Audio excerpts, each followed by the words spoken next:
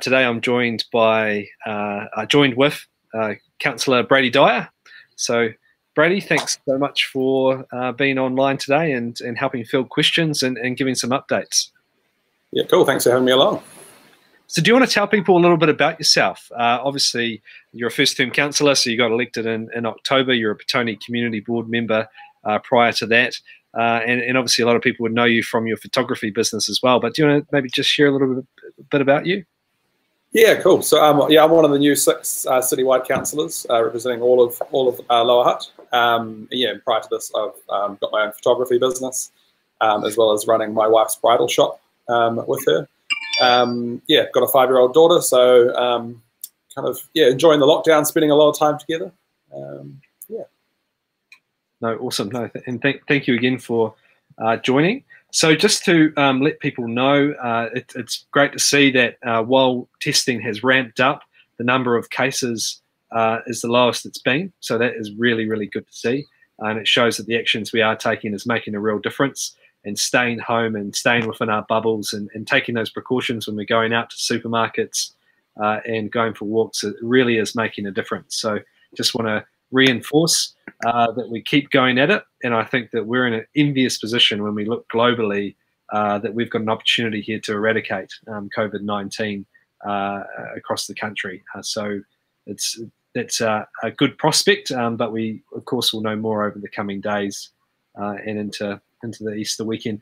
Now, Brady, we've got obviously Easter weekend coming up, Easter Friday tomorrow. What's your plans with the family?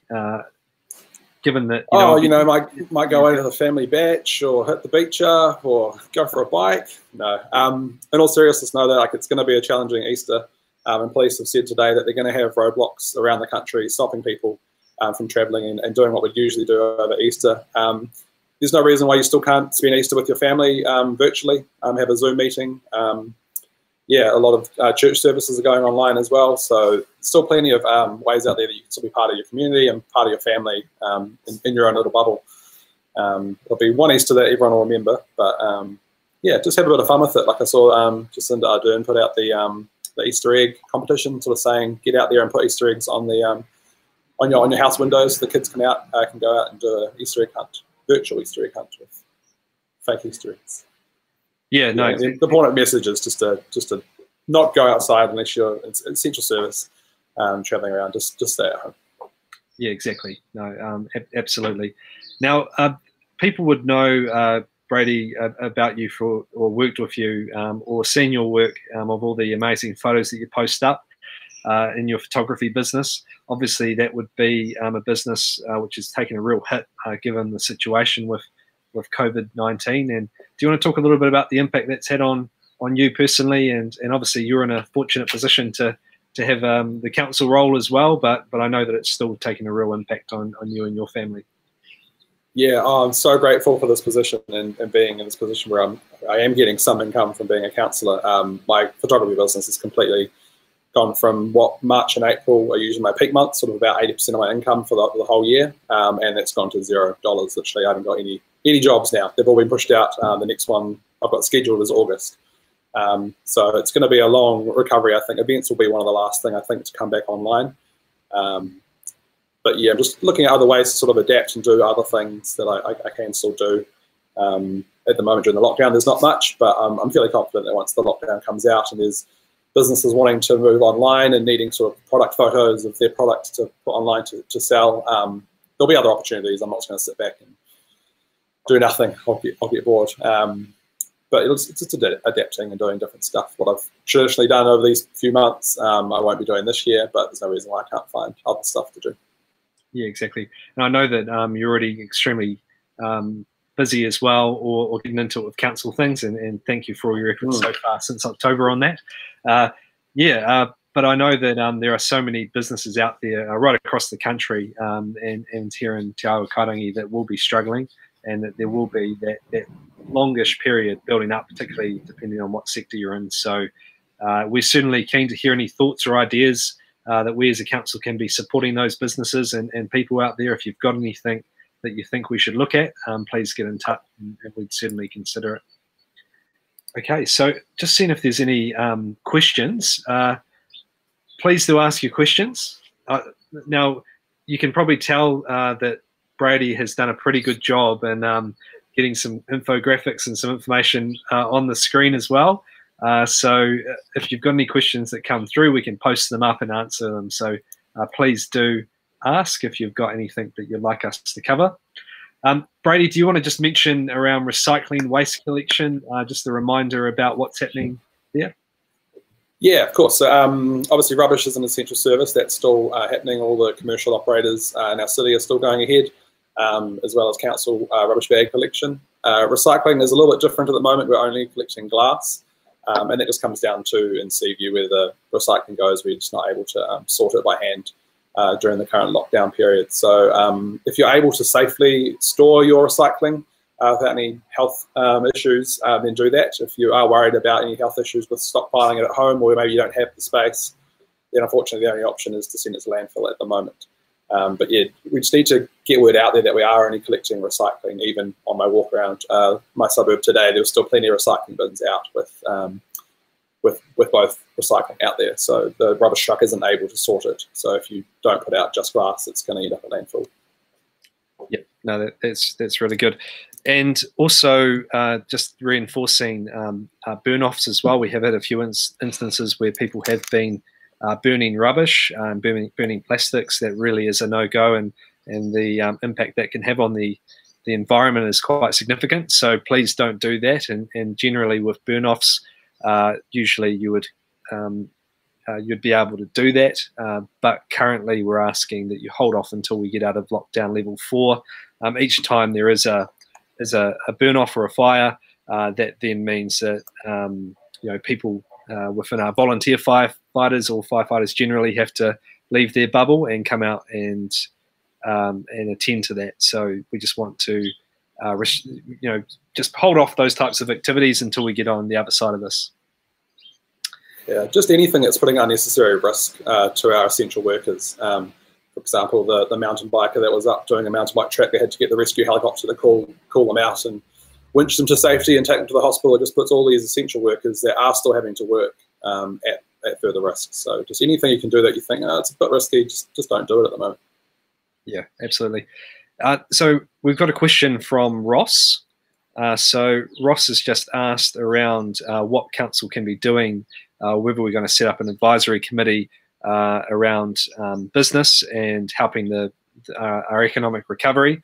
So Ross, really good question. We've already been working quite closely with the Hutt Valley Chamber of Commerce, and I know that they've been doing a lot of webinars and sessions and helping businesses across the entire Hutt Valley adapt to the current environment. So we would certainly look to continue that relationship and how we work with them. We don't want to reinvent the wheel, so if we've got a really active chamber already doing some good work, we would want to make sure that we're working alongside them to get feedback and how we can support the business community. But again, open to ideas and any feedback you've got as well. And if there may well be a place for a committee or an advisory committee in the future, but we just want to make sure that we tap into those networks that we've already got and able to respond to things quickly at the moment. And there is a really good Facebook page set up. It's a joint venture between Upper Hutt City Council, Lower Hutt City Council and the Hutt Valley Chamber of Commerce. If you just go onto Facebook and search COVID-19 Hutt Valley, it should come up, and it's a whole bunch of business owners, lots of information being shared about resources that you can be using during these struggling times. So that's a really good resource at the moment. Exactly. Jan also has a question around the stockpiles. So Jan Godfrey, thanks for your question. Obviously, if you're not able to recycle, that means, especially if you've got council rubbish bags, them being filled up more or having to buy more. So like we say, if you can stockpile and hold off, that's great. We wouldn't be in a position where we would be able to provide additional council rubbish bags at the moment. But if you can talk to your neighbour without breaching any bubbles, of course, that maybe they have a wheelie bin or so that you could potentially borrow or use once they put it out. Just be mindful again of keeping those distances. But that's often a good way to see if you can, get through this together. But yeah, if there's anything else we can certainly have a look at other options as well. But once those community stations are back open, that will obviously be a good chance to get a lot of your recycling material to them as well. Okay. Also, just to give people an update, I've shared a post on my Facebook, and I'm sure Brady will share it as well, from Te Awa Kairangi Health Network. So that's just some information from them in regards to the testing stations that we have around Lower Hutt for COVID-19. So if you're feeling any symptoms, there is some information there and what those symptoms look like, and where you can go to get tested. Like I mentioned earlier, it's great to see that testing is ramping up, and it's the highest it's been, and we've also got the lowest amount of confirmed cases come through today. So it does show that the actions we're taking are making a real difference. Okay, another question from Jacob. So Jacob's just asked around casual employees. Jacob, thanks for your question. This was addressed by the Chief Executive in a stream we had last week, just because it is a bit more of an operational matter and a staffing matter. We will be touching more on this as well tomorrow. We've got a council meeting at 2 o'clock, and myself and the Chief Executive will be given an update, so I'm happy for her to address that. Obviously, we're in a difficult position when it comes to casual contracts and not having the work there to be able to provide, and that does make it a little bit tricky for us, because also council doesn't have access to the government employee subsidies as well. So that's a bit of an issue, but there may be some news on that as well coming out over the next 24 hours or so. Brady, do you have anything to? Yeah, it's probably just a nice segue just to talk a bit about the council meeting that's coming up tomorrow. So tomorrow, Thursday at 2 o'clock, there's a full council meeting. It will be live streamed on our Facebook page. All the councillors and council staff are all dialing in remotely using Zoom. So it'll be a really good opportunity to engage with council and get a formal update as to what we're doing in response to COVID-19. So we're looking at our rates postponement policy and changing that slightly potentially, and we're also looking at our draft annual plan and long-term plan amendment, and where that's currently at. Is that yeah, it was due to also be kicking off now, so there'll be an update on that, and also an approval of the Community Resilience Fund, which the council pushed on ahead with at our last council meeting. So that'll be on the Hutt City Council Facebook page tomorrow at 2 o'clock. Got another question from Zinni. So just around fake Facebook pages and misinformation. Brady, do you want to answer this one? I know we have seen a page pop up recently. Yeah, you've just got to be really careful about where you're getting information from. There's with everyone being online at the moment, there's so much misinformation going around, and it's really hard for a lot of people to even know what's misinformation and what isn't. There was a school down in Christchurch where the principal got some information that they'd seen online and sent it out to the entire school, and it was all fake news. But it came from what looked like an authorised source, and obviously that was just further spreading this misinformation. So just the key things are that if it's anything Hutt City Council related or Hutt City related, go to Hutt City Council's website, huttcity.gov.nz/COVID-19. If it's anything more general and involving the whole country, then covid19.gov.nz.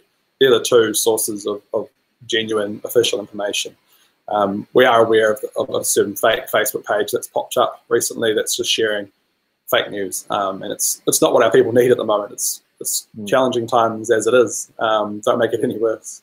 Yeah, exactly. And I think fake news and misinformation is a problem globally at the moment. But you know, it has been for some time. But to do it and for people to actively be engaging in that in a what is a state of emergency is quite disappointing. So I mean that's just you know, Brady, you've covered that quite well. That we just need people to check the sources of where they're getting their information from, and be really sure on what they're sharing to their networks. Yeah. Now, I know you've got Scarlett there, Brady, who maybe some viewers would know quite well. She pops up in a few videos and pictures and enjoying things around the hut, which is awesome to see.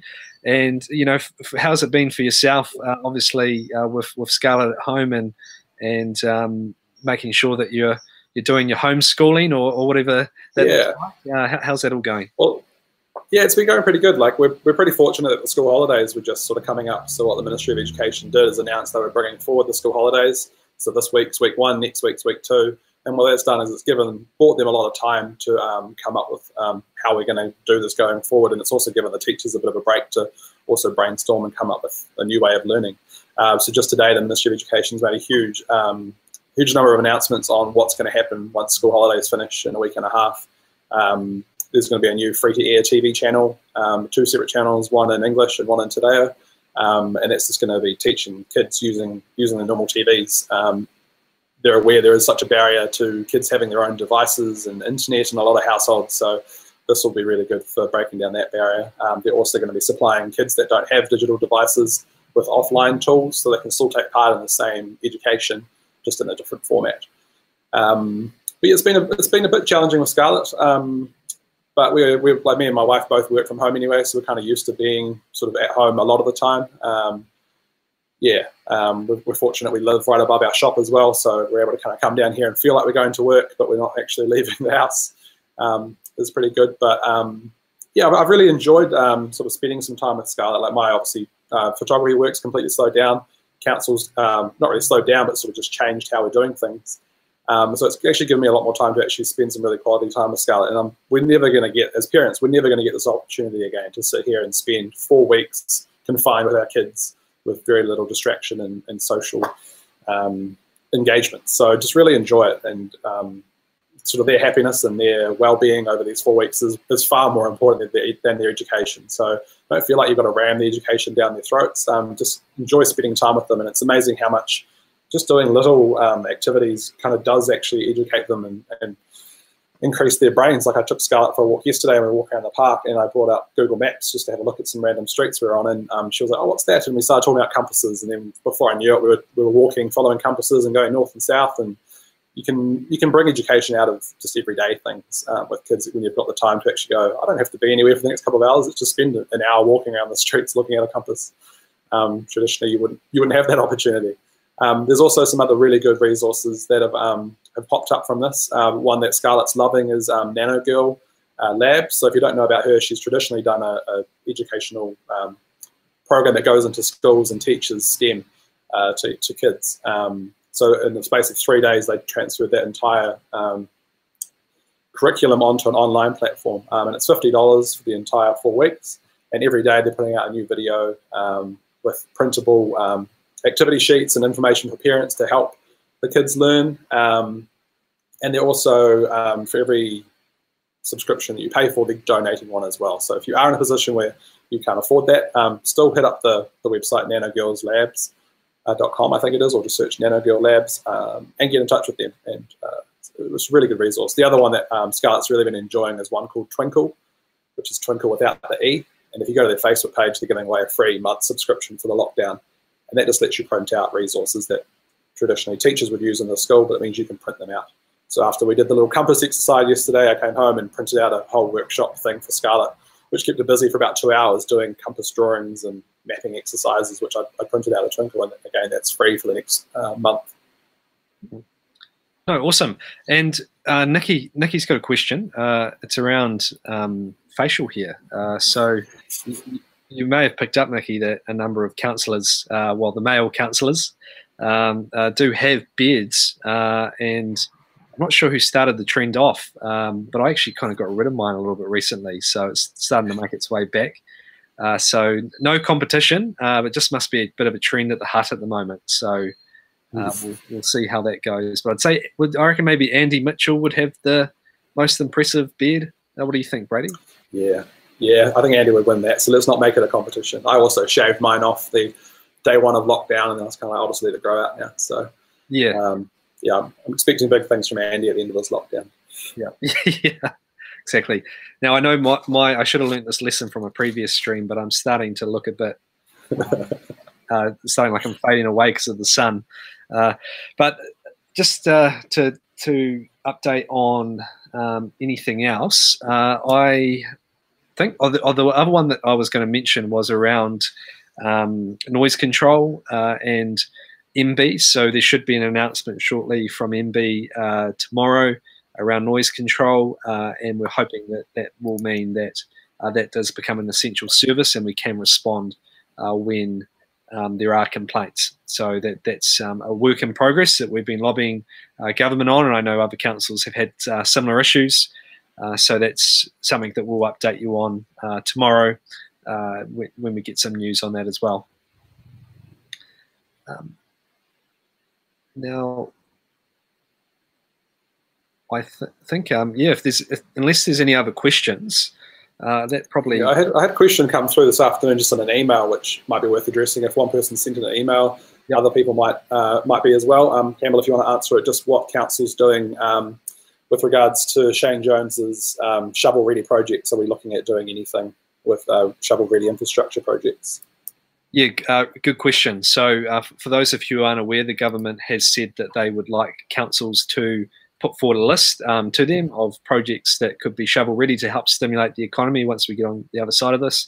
By shovel-ready, they mean ready to start happening within 6 to 12 months, and the sooner the better.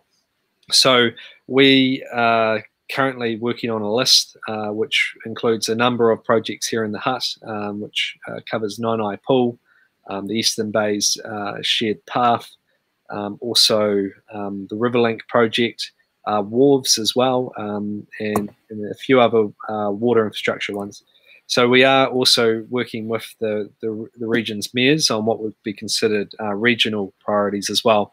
But the key thing is while there are projects that we certainly would love funding for, very few are at that point where they are shovel ready and ready to go. So we do need to focus on those ones that fit that criteria, and I think that we do have a bit of an opportunity with a few of them, and we'll be talking a bit more about that tomorrow as well in our council meeting, and from that discussion. So having a bit of a plan, which is, it's been a bit of a moving feast in recent weeks, but yeah, we'll get there on that as well. And just also another update with supermarkets for this weekend for Easter. They will be closed on, as usual, on Good Friday, 10th of April, but they will be open on Easter Sunday, so there's no need to panic buy and get out there. The closure on Good Friday will give the staff a good opportunity to sort of have a break and restock the supermarkets and maybe put any initiatives that they're wanting to do into place. I saw the Pack and Save in Auckland is trialling a text service where you send a text to a certain code and it puts you in a virtual line at the store, so you don't have to physically stand there. It means you can go and sit in your car, where you're obviously a bit more safer, and do whatever you want. And then once it's your turn, you'll get a text notification to say, hey, it's your turn to come on up. Yeah, so just, yeah, key things from that are Good Friday closed and Sunday all open. Yeah, exactly. And it is only one day, so making sure that we don't rush the supermarkets and trying to prepare for that. So also just to as a public service announcement, if you can help us get the message out on things that are happening locally, that would be really helpful.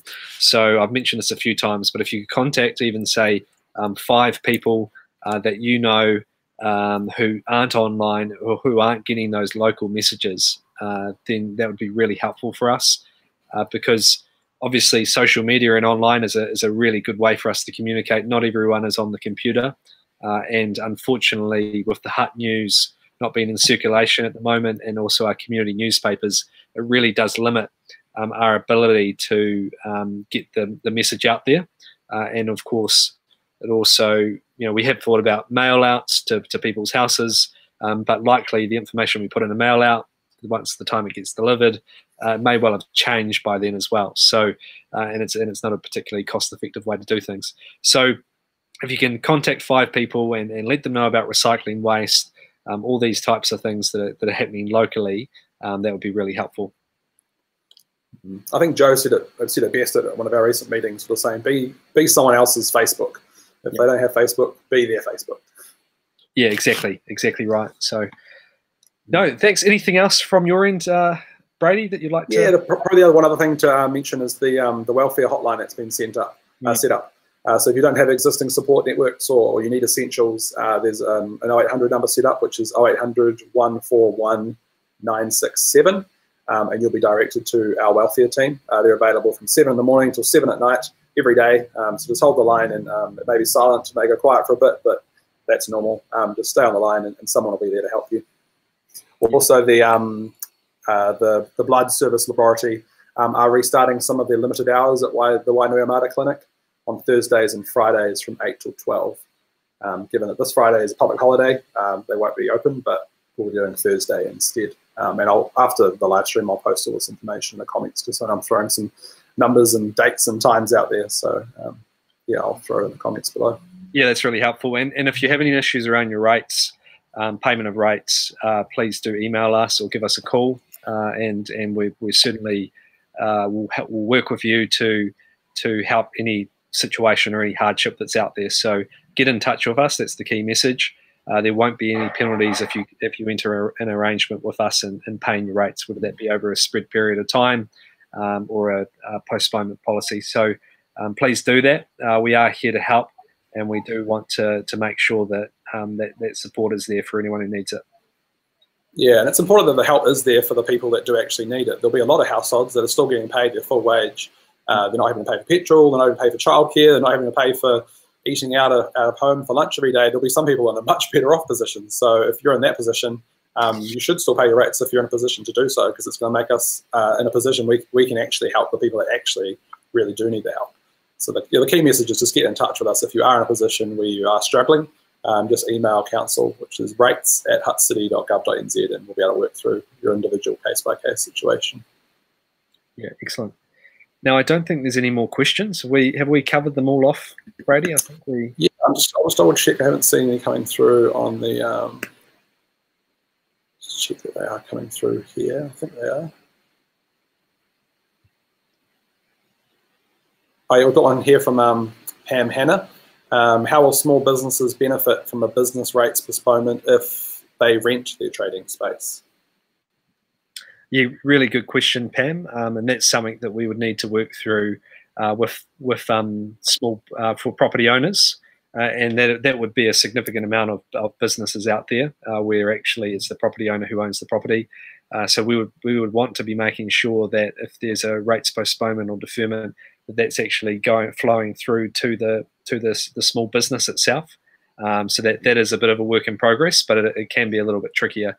But we also don't want to double up with some of the support that's going to be provided from government. I think it's going to be announced shortly around covering rent costs as well, which may include rate payments in that. So for some, so yeah, we've just got a bit of a working, bit more working work to be done on that. But yeah, we're moving as quickly as we can to get something in place to help those who are in a situation where they need that support. And the key thing there as well is, just like with council with the rates, is just get in touch with your landlord and have a chat to them, like we did with our landlord here in the commercial premise that we have on day one of the lockdown, and he's been really supportive with assisting us during this challenging time as well. So just have that conversation. If your landlord's in a position and they're a reasonable human being, I'm sure they'll be able to help you, and if council can help them in any way, it's fairly likely that they'll help you as well. Obviously, not everyone will, but yeah, most reasonable people will. Yeah, exactly. And just finally, thank you, Brady, for coming in today, and thank you also for getting. It's great to have the questions come up on the screen actually, so everyone can see them and cover things. So certainly great to have that technology there and utilising it. So I think we'll have to make sure we get that for the other councillors as well. So set the bar a bit high now. That's right. Yeah, you have. So, but now since the sun's out and it's shining so severely on me, I should probably get out there and enjoy it before it goes down and before I have to do some more work. But thank you again to everyone. If you've got any questions for Brady or I, please post them and we'll come back and answer them today. And if there's anything you'd like myself and any of the councillors, Brady, to cover, please also send us an email, send us a message on Facebook, and we'll make sure we do that as well. But please, on all those things that are happening locally, if you can share the word around and the message around with people who aren't online, that would be really helpful for us. Cool. Awesome. Thanks for tuning in, everyone. Thanks. Bye.